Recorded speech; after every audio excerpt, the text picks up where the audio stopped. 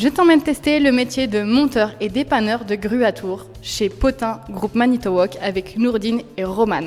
Monteur et dépanneur de grue à tour, c'est monter la grue à tour, la mettre en action et la dépanner en cas de souci. Monteur et dépanneur de grue à tour, c'est un casse-cou qui n'a peur de rien et qui prend tous les risques. Non, c'est faux. Il faut absolument respecter les protocoles, il y a beaucoup de règles de sécurité pour ça. Monteur et dépanneur de grue à tour, quand il était petit, il passait sa vie à jouer au Lego technique et aux jeux de construction. Vrai, c'est vrai.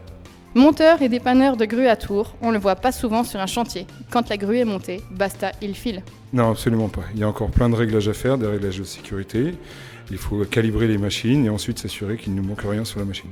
Monteur et dépanneur de grue à tour, il n'a pas besoin d'aller à la salle de sport pour le summer body, il lui suffit d'aller travailler et de prendre le soleil. C'est vrai et c'est faux, c'est toujours bien de s'entretenir à côté aussi.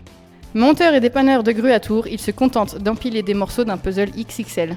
Non, absolument pas. Justement, on répète encore le protocole et il faut s'assurer que tout soit bien assemblé. Et il y a de l'électricité, il y a de l'hydraulique, il y a plein de calibrages à faire aussi.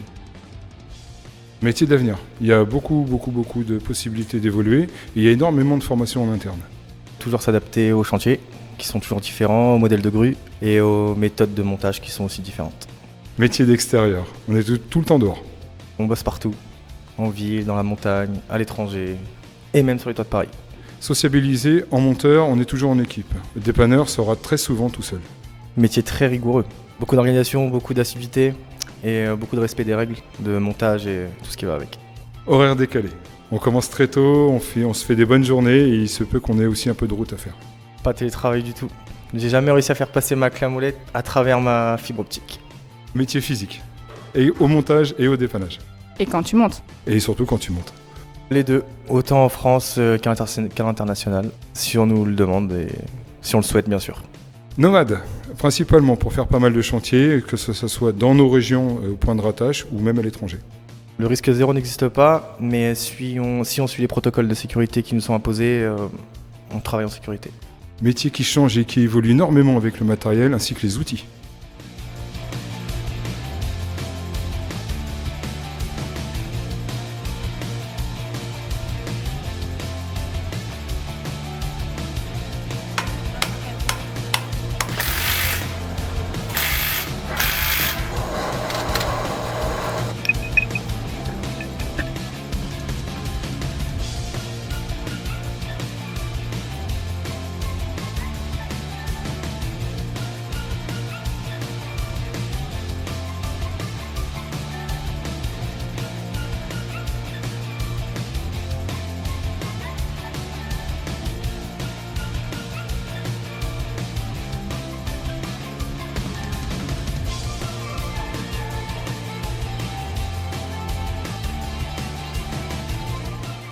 Je n'ai aucune routine, c'est toujours des nouvelles missions.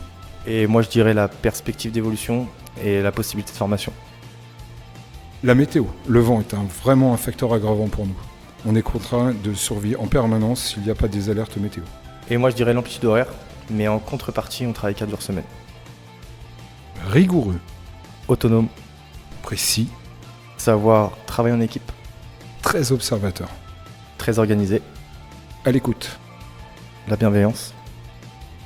Le vertige, il y a des très grandes sensations de vide quand on est en haut sur la mâture. Et moi je dirais que si on n'a pas l'équilibre, il faut pas le faire. Quel est le conseil que tu aurais aimé recevoir avant de te lancer dans le métier ? Avec l'expérience, je pense que j'aurais dû étudier beaucoup plus les langues étrangères. J'aurais aimé savoir que ce métier aurait pu se pratiquer plus tôt pour pouvoir intégrer le métier plus rapidement et pouvoir évoluer plus rapidement également.